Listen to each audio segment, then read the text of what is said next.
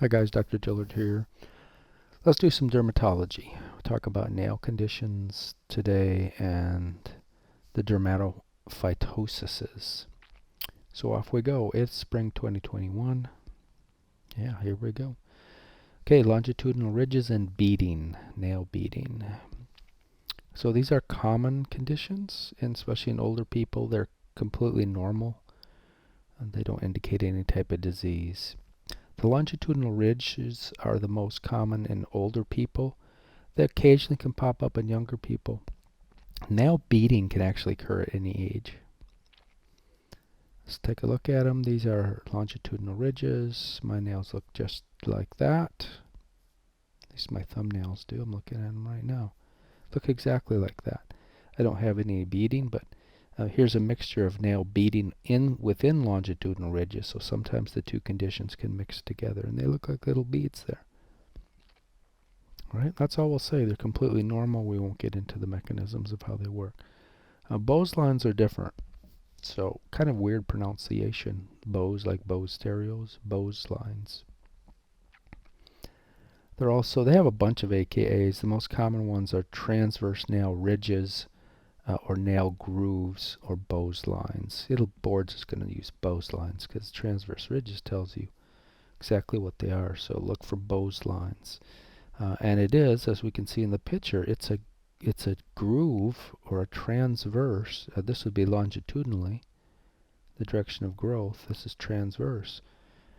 So it's a transverse groove or depression within the nail, and these are said to run perpendicular to the direction of nail growth, right? Because we know that nail growth goes that way, right? Anecomycosis are grown. Remember, they're grown by stem cells. They're born one after another, and they slowly ratchet themselves forward. Okay, so perpendicular to nail growth. Here's some more.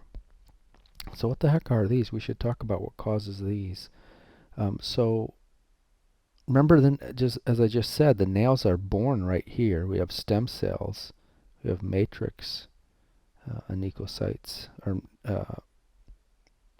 basal cells, matrix basal cells that give birth to these. And something, whether it be severe stress, these are all, I'm drawing the little stem cells down here that give rise to your nail plate cells.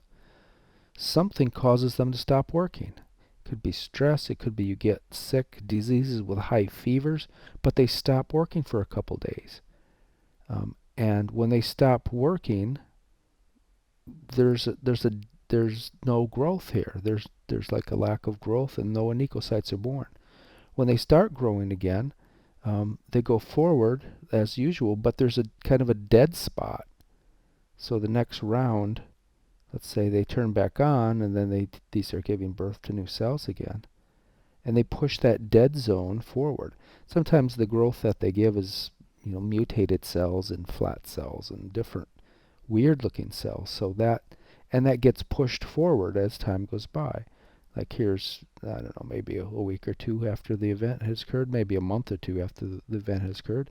If we would take this picture another 3 months, the line would be way out here. So it moves as growth occurs. Right? Could be. We'll look at the causes here in a second. I won't just willy-nilly throw them out there. We'll have a slide on that. So it's caused by a temporary interruption of mitosis in the proximal nail matrix. And new anecomycosis are not produced. And the deeper and the wider and the longer the transverse line is, the more severe the mitosis stoppage was. And it typically takes about 2 weeks for them to show up after the event, or 1 to 2 weeks after the event occurs, they show up. So they can occur from a single nail injury, so you can get them on one nail, but if you see them in all the nails, like all my pictures here, that indicates that it was a kind of a system-wide stress that shut things down, like a really bad sickness with a high fever can usually do the trick. If it's just in a single nail, that could be from a rough nail. Maybe you went to one of those nail people and they injured one of your nails, and it could show up a week or two after that. So, yep, that's the story. Here's the causes. We should know the causes of these, because people will come in worried on these, and they'll show you your nail, so you should know something about these. So in a single nail, or maybe a couple nails, a really rough manicure has been known to do these. Certain dermatological conditions which affect the proximal nail fold, under which is the nail matrix. Like the eczemas can do this, easily spread. Eczema can easily spread down into the nail matrix. We said spread is really easy from the nail plate into the matrix and even into the bone, and vice versa. Bone disease can spread up into the nail. Severely stressful events are known to cause these in some people, especially diseases with really high fever, like a respiratory tract infections from viral pneumonia, GI infections, anything that causes a high fever, urinary tract infection, scarlet fever, measles, mumps. Cancer and chemotherapy for the cancer can both cause them. And some of the inflammatory diseases, rheumatoid arthritis, giant cell temporal arteritis, systemic lupus, erythematosus, also known as SLE. Even more, it's more diseases, syphilis, uncontrolled diabetes, myocarditis, and some drugs. Cocaine use can cause them. Antipsychotic drugs, amphetamines, penicillins.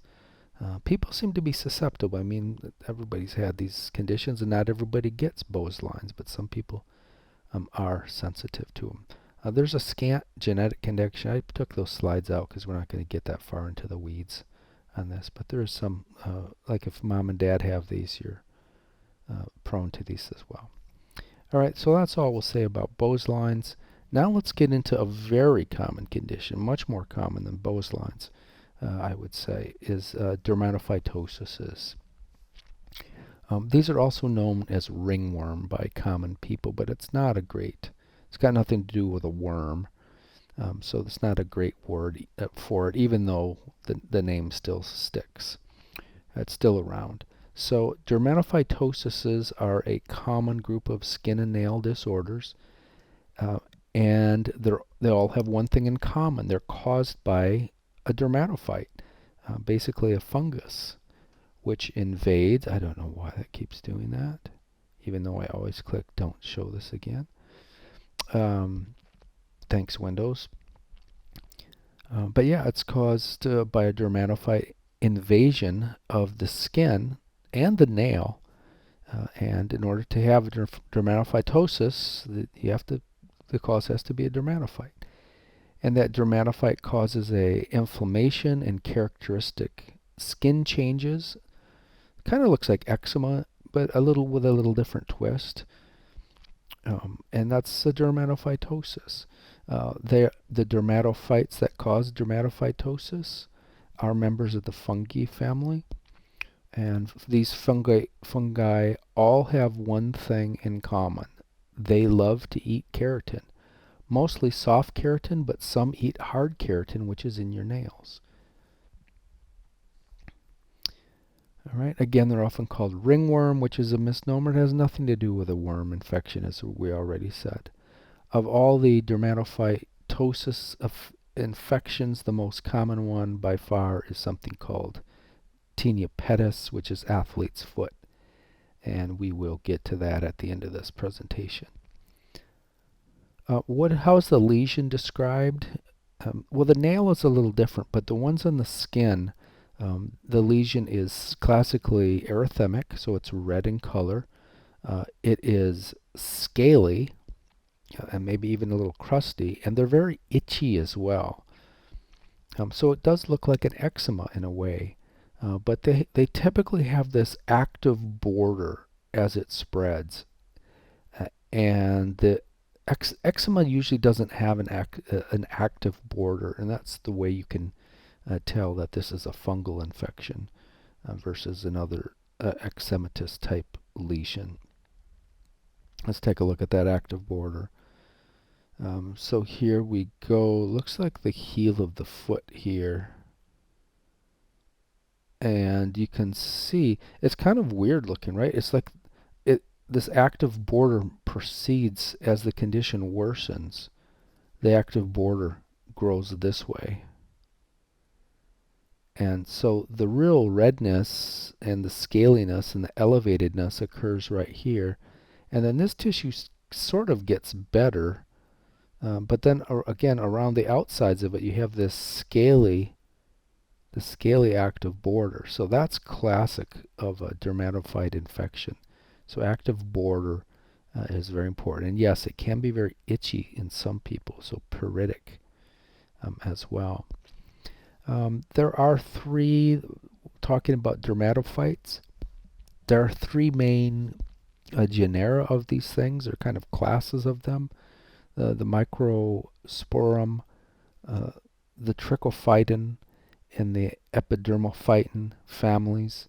The big one here is the Trichophyton because that's where Trichophyton rubrum lives. This one is notorious. It causes almost all dermatophytosis. It even gets into the nail. Different subcategories of this can eat soft and hard keratin. And again, all these dermatophytes, they love keratin, whether it be soft or hard. And keratin, of course, is on your skin, soft keratin, and then we have hard keratin and a mixture of soft keratin in the hair and in the nails. So of all those three classes or genera, there's really 10 main species that are the culprits. And did I cut them out? I think I cut most of them out. Because the big one is one called Trichophyton. Trichophyton. See how you pronounce that? Trichophyton rubrum. Better known as T. rubrum. I'm going to just call it T. rubrum. It's the most common of all these dermatophytes, which is pathologic. And how do you name dermatophyte infections? Well, the start to call it a dermatophyte, you don't call it dermatophyte, you call it tinea. Tinea. Tinea. Tinea. That's the first part of the word. And then you name the body, the Latin word for the body that's affected. So if you have a dermatophyte like T. rubrum infecting the skin of your forearm, you would call it tinea and then corpus for body. Okay, well, it shows you some more examples as well. So if it's affecting your foot, it's called tinea, and then pedis for foot. Tinea pedis means a dermatophyte infection, usually T. rubrum, of the foot. We'll look at the subclasses of that in a minute. If it's on the body, the trunk, extremities, or face, tinea corporis. Again, usually caused by tinea rubrum. And it has some subspecies, but we're not going to go that far into the weeds. If it's in the groin region, and of course tinea pedis is the athlete's foot, right? That's how lay people know this. And jock itch or jock rot, that's a tinea infection, or that's a dermatophyte infection of the groin region. So that's called tinea cruis. Tinea cruis. If it's on the hand are called manos, so tinea mano or tinea manum. That's interesting because the rest of the body, like the back of the foot, not the sole of the foot, but the back of the foot, the dorsum of the foot, you would still call tinea manum. If it's on the knee, tinea manum. It's on the thigh, tinea manum. The forearm, tinea manum. If it's on the back of the hand, it's so common you get a special name, tinea manum. Right? If it's in the scalp, you have to look between the hair. It's tinea capitis. Tinea capitis. If it's in the beard of guys, it's tinea barbara. If it's in the nails, it's tinea unguium or Anecomycosis. Another very tough one to take out here to treat is Anecomycosis, also known as tinea unguium, more commonly known as Anecomycosis. We're going to go into the weeds on that one a little bit. They are transmitted by spores. We'll get to that. I have a slide on that. Some kind of fun facts here about the fungi. They live inside the skin, but where do they live? They don't go all the way down into the dermis. They live in the layers of the epidermis. Remember, there's all those stratum corneum, granulosum, spinosum, stratum basale. They typically live right underneath stratum corneum, or similar to that. And how do they get through the defenses of your skin? Remember, your skin is hard keratin plates with a waxy buildup around them. It's hard to penetrate. They actually release an enzyme called keratinase, and that's able to cut through the stratum corneum, those tough cells, and that's how they burrow in there. They also have an immunoinhibitory mechanism. If they do get all the way down into the stratum basale, where the body's immune system can start to see them, they have weapons against that as well. But usually they don't even need that because there's no immune system underneath the stratum corneum. Let's see. So there's another interesting thing, and this is I'm not sure if this will be on board. This is a relatively new theory about how they're able to stay in your skin, because your skin is like a conveyor belt. All right, your dead skin cells are sloughing off every day and making dust and getting in your bed sheets and getting everywhere. So how come they're not just pushed right out? How are they able to keep digging down into the through the layers of the epidermis? There is some evidence that they are able to slow down the skin type anyway. And not the type in your nails is different, but the type in your skin is able to slow down the birth of keratinocytes way down in the stratum basale. So there's some biomolecules that are released from T. rubrum, it's thought, that soak down into the stratum basale and slow down the turnover of skin. Therefore, it's easier for them to stay in the skin. They can easily dig down against the upward flow of cells that are born. All right, let's look at an Anecomycosis. This is a tough one. So this is also called Tinea unguium. You could see either one of these pop up on boards, and it's a dermatophyte infection of the nail plate. Most of the time it's in the toes. It can get into the fingers sometimes. It can start out as athlete's foot, as tinea pedis, and then progress into Anecomycosis. These two are commonly seen together. And here is what it is. I have a touch of this myself that's been around for, maybe 10 years on my little baby toe, and it's getting in a little bit into my big toe. Trying to treat it now, and it's tough to treat. You can also see the longitudinal ridges if you look really close here in this patient. But anyway, this is what it looks like, and it starts to thicken the nail and then yellow the nail a little bit.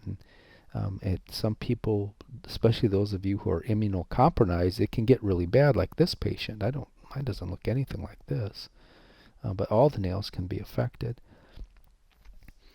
It is chronic condition. It does not spontaneously disappear as the other types of tinea pedis, or the other types of fungal infections can spontaneously disappear. Not this one, and it's very difficult, if not impossible, to treat. In fact, my Stanford dermatologist, my little baby toes, my 5th toes, she said, we're not even going to try to treat it. It's almost impossible to treat. On the big toe, though, it's a little more treatable, so we're trying that one right now. But yeah, so what thickens the nail is something called a subungual keratosis. So it makes the nail plate really, really thick, and it's a piling up of keratinocytes. So unlike the one in the skin, this fungal infection actually stimulates an overproduction of matrix cells. And they can start to pile up, and they're immature, and they look weird, and they get thick, and we'll look at some pictures of this as well. There's no scaling that occurs, right, because this is underneath the nail plate, and in the nail plate that this is affected, so there's no active border. And that's a common question I throw out there. Is there an active border in an ecomycosis? No, there's no active border. It's caused by a different species of T. rubrum, and another one, T. mentagrophyte, is another type of dermatophyte that can be responsible for this. And there are even a few dermatophytes that can cause this as well. What's the problem? The prevalence is crazy high in this one. Prevalence is about 10% of the population, and the older you are, the greater the chances of you getting this is. Prevalence goes up to 15 to even 20% in people over 40, 10% in all the humans. One of the first signs of it occurring is the nail looks normal, but you notice that when you go to cut your toenails, your standard run-of-the-mill clippers don't fit anymore. That's exactly what happened to me. I'm like, why is oh no, this is not good. I can't cut my baby toes anymore, my pinkies, because it's gotten so thick, and that's exactly what happened to me. So the nail plate can start to get thick. That's the first thing, and then it can get a little off color. Mine is a little off color, my little toe. Yellow. Mine's not yellow. Mine's more of a gray looking color, but it tends to turn yellow. Most people turn a little bit yellow, but it can go off color. Some people, I don't do this, but some people it can become painful. If the infection really gets a hold, it can start to get into the nail bed where there's nerve fiber. So some people can get pain syndrome from this. And yep, it's not uncommon, as we said, to be either preceded or occur after tinea pedis. And this is tinea pedis, and we'll get that's moccasin type, and we'll get into that in a bit. But you can see the toenails are all affected. They're not taking good care of their toenails, right? They're just letting them grow really, really long, and you should keep trimming and keep cutting off the bug. There is a differential diagnosis, psoriasis of the nails for people who have psoriatic arthritis or psoriasis of the skin. Psoriasis can affect the nail plate, but it classically causes these pits. So although this looks like a Anecomycosis, it's really not. This is from psoriasis, and they don't have Anecomycosis. Reiter syndrome and trauma and irritant contact dermatitis can all do funky things to the nail as well. Psoriasis, these pits are the key. This picture will be on the test, I can almost guarantee you. And yeah, so the nail pitting is the key to telling these things apart. And yeah, but sometimes it's really tough to tell them apart. All right, there's one really common type. This DSO, distal subungual anecomycosis, is the most common. It usually spares the proximal part of the nail plate and nail bed and hits either the distal portion or lateral. Mine actually started laterally in my toe. Even though it starts laterally, it's still called distal anecomycosis. There's no lateral subungual anecomycosis, and that's one of my test questions right there if you're listening to this. There is no lateral subungual anecomycosis. So again, it favors the distal or the lateral part of the nail bed. It turns it white, and I'll show you exactly what mine looks like here in a minute. T. rubrum eats away the hard keratin. It loves this species of keratin. And nail plate gets thick. You get the Subungual Keratosis, which I really don't have. Mine looks like it's more superficial. Mine doesn't look like this. This is more advanced. This is usually seen in more immunocompromised people. Gets like that to my understanding of it. There's exactly what mine looks like.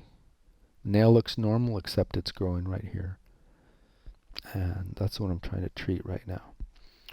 All right, so this patient has it. That's still distal subungual anecomycosis. Get it? There's no such thing as lateral subungual anecomycosis. All right. Let's see, what else did I want to say about this one? That's all I wanted to say about that. Just remember the parts of the nail again. These are the lateral nail folds are right here. This is the proximal nail fold. Right. Sometimes these are called the perinechium. The lateral nail folds are sometimes called the perinechium. And this proximal nail fold, the eponychium. And then the hyponychium would be right underneath the nail plate here, the distal part of the nail plate. And some people, especially immunocompromised, it can get pretty bad. So this is also a case of a nice example of distal subungual necomycosis. And it's really ripped up the nail, hasn't it? And they can get painful if it starts to get into the nail bed. Okay, so there is a proximal subungual necomycosis. It's not as common, but as the name implies, it affects the proximal part of the nail. And this is distal part of the nail. This is the proximal part of the nail. Why is that proximal? Because the nail growth, the cells that you can't see, the little anecmocytes, are growing this way. So that's why this is the proximal subungual necomycosis, still caused by a subcategory of T. rubrum. And this one is interesting because it's associated with infections of the skin around the nail, and that has a name. That's called paronychium. So paronychium is basically an infection, a cellulitis, and even abscess formation of the skin that surrounds the nail. So that's a note card worthy thing there, because it's common and it can be difficult to snuff out and be very painful, and it could cause septicemia if you're not careful with it. So paronychia only goes with proximal, not distal. See the P? P goes with P. So, and here, I should have warned you, pretty gross picture warning.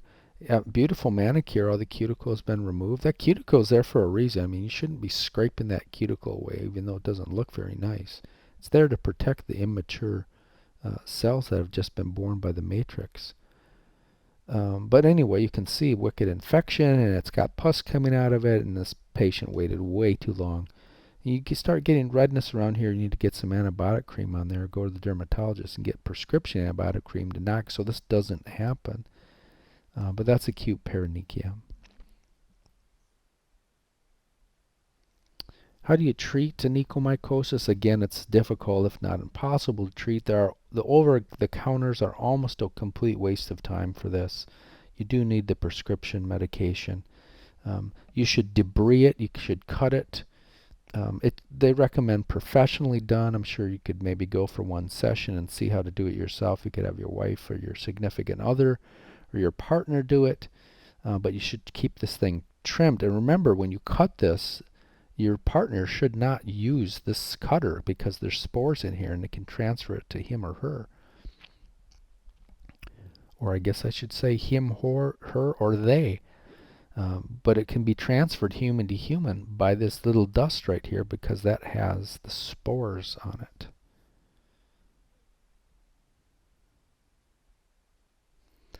Right, one of the classic treatments, now there's a bunch of different treatments that you can try. This terbinafine has been around for a long time. There's an old paper back in 2004, one of the first papers. It still works pretty good for it. I mean, it's still tough to treat and to get rid of. Trouble is you stop taking it, it can come right back. Some people get rid of it, but it's not, I mean, it is what it is. You do the best you can. There are some newer medications as well. They all are immunodazole family, conazole. See the conazole in there. Itraconazole, fluconazole. This one, that's not been approved yet. It's approved in Europe. One called cycloproxox, cycloprox, I can't even say that one. That's the one that Stanford is trying on me right now. And so far it hasn't done anything, but we just got started with it. It's only been a couple weeks. Why is it so difficult to treat anecomycosis? The nail plate is a tough structure because it's avascular. There's no blood supply in the nail plate, so your body's immune system can't get in there to beat up and attack the bug. I just noticed. I wonder if that little net gear is showing up on the slide. I just noticed that. Sorry about that if that's bugging. You kind of wiping out the slide numbers. I don't know if you can see that or not. Anyway, there are some other more rare subtypes. There's superficial white Anecomycosis, proximal subungual Necromicosis. We talked about that one. Distal subungual Necromicosis, that's the most common. And Candida Anecomycosis is not caused by T. rubrum, it's caused by Candida. How about some risk factors? Anything that decreases the power of your immune system will do the trick. You decrease the power of your immune system, it can get all the way into your nail plate. It can even start affecting that. If it gets close to the nail plate in a normal person, it can't get there. Your body will destroy it and keep it in the more superficial layers of the nail plate. But increasing age, your immune system starts to go. Wearing really tight shoes that kind of cut off the circulation, that increases it. Any damage or trauma to the nail, get your toe stepped on, that increases the chances. Diabetes, especially not well controlled. Chronic venous stasis can do it. Peripheral artery disease, those immunocompromised, that can all do the trick.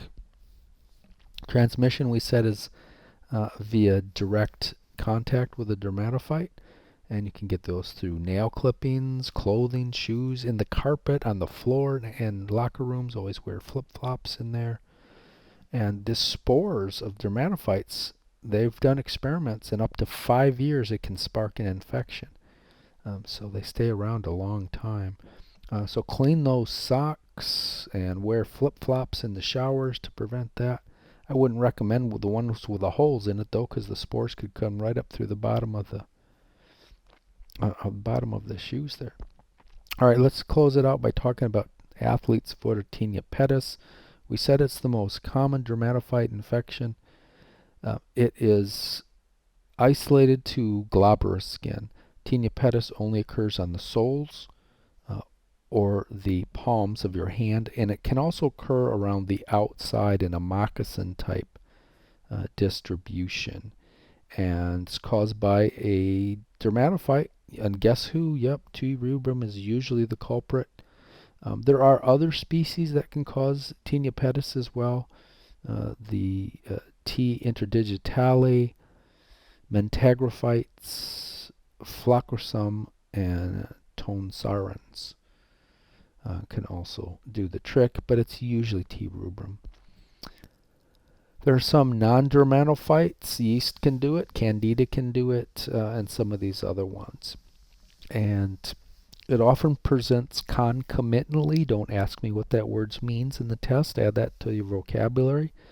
It often presents alongside of or in addition to other dermatological conditions like Anecomycosis, tinea monorum, or tinea cruris. These are fairly uncommon in children who have normal functioning nervous system. They are more common the closer you get to the equator, so in tropical environments. It's a better environment to encourage these bugs to keep alive. It targets, again, glabrous skin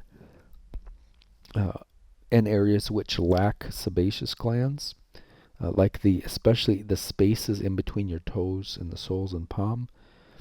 Less common in people who don't wear shoes, so that keeps the temperature down. This likes a nice, moist, warm environment. There are two main clinical presentations. One is the Moccasin Distribution, and the other is the interdigital distribution. They both have their own sets of complications that can occur. Like interdigital can split and crack the skin and cause bleeding, and you can get a deeper infection. Moccasin doesn't. It can still crack the skin, but not as oftenly. I took all that out because we just don't have enough time to get into the weeds. But let's talk a little bit about each one. So the Moccasin Distribution hits the bottom of your foot, and it often gets the side of your foot right here as well. And you can see the skin cracking, and you have to be careful and keep that clean so it doesn't get infected. Especially if you're wearing, the same old shoes and you don't wear socks and you got bacteria in there, you can get bacteria in there and cause trouble. And we can see this one It has an Ecomycosis as well. Tinea unguium of the nails. So this one has two types of tinea going on. So it's hard to see that they have interdigital tinea pedis, which started here, and then it spread out onto the dorsum of the foot. And we can tell that this is athlete's foot by this active border right here. This active border isn't as crusty. You can see a little bit of crust over there. They're probably scrubbing it and keeping it clean. But you can see the skin is discolored here compared to the normal skin. This is classic tinea corporis because it's on the body, in addition to tinea pedis, the interdigital tinea pedis. So I could put this picture on the test and go, this is an example of blank and blank. And then I could have double answer choices. So interdigital tinea pedis and tinea corporis. I could put tinea manum in there, and this has nothing to do with the hand, so watch out for that one. There's interdigital, person spreading their toes, and you can see it's affected that. Risk factors, there is genetics to these. If mom and dad have these, you are at greater risk for getting this. So go look at mom and dad's feet and see if they have it, and you'll get a glimpse into the future. Those who are immunocompromised are at risk for all sorts of infections, so very commonly affected. Diabetics, organ recipients, HIV, immunosuppressant medications, all risk factors. Again, they're picked up in the shower room. They leave spores, and you can pick them up. The old myth of wearing white socks, which prevents athlete's foot. We all had to wear white socks back in the 70s and when we were in sports. Because they thought it discouraged tinea pedis. It's a complete myth. So we didn't have to wear those white socks. It's probably, did they ever come back? I don't know if they ever made a comeback. But there's a weird presentation with tinea pedis. They tend to strangely affect, out of the four glabrous skin regions, you got your right and left palm, your right and left sole of your foot. They tend to hit two, or it's easier to say, they tend to spare one of those surfaces. So they commonly present as two soles are affected and one palm, but the other palm is okay. Or vice versa, one sole of the foot is affected and the other is fine, and both palms are affected. So that's called two feet, one hand syndrome, or two hand, one foot syndrome. Very strange, and they don't know why that is. So I didn't have room to throw the other hand in here, but here's a guy who's got it in both feet, one palm and not the other palm. And here's, again, there's no room to put all this stuff in. But this one has 2 feet, and throw the other foot in with one palm infected, and they typically look similar. Right? So this is tinea pedis. And you don't call this tinea manus either. If it's on the hand, it's still tinea pedis even though it's not the hand. That's another trick that I might try to trip you up with. Treatment is basically the same for all dermatophytoses. There are antifungal creams and oral antifungal creams you can try. The newer class of antifungals is better than the older class. The classic over-the-counters, the older medications, the clotrimazole, which has been around a long time, that never really worked great for me. It's not that effective, but the newer medications, the Lamisil, for example, which is made of terbinafine cream, 1% terbinafine cream, this one works pretty good for people. You have to be very prudent about putting this on daily. It takes about 5 weeks. In one big non-manufactured study, 88% of people were better by 5 weeks. But you have to be persistent and can't miss. Luliconazole is one of the great ones for prescription. You need a prescription for this one.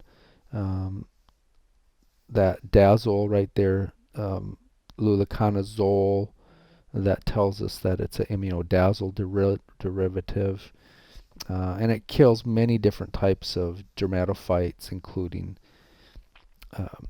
all of the ones that we mentioned, including Candida as well. So you can use it for Tinea pedis, Tinea corpus, Tinea crus, Tinea capitis.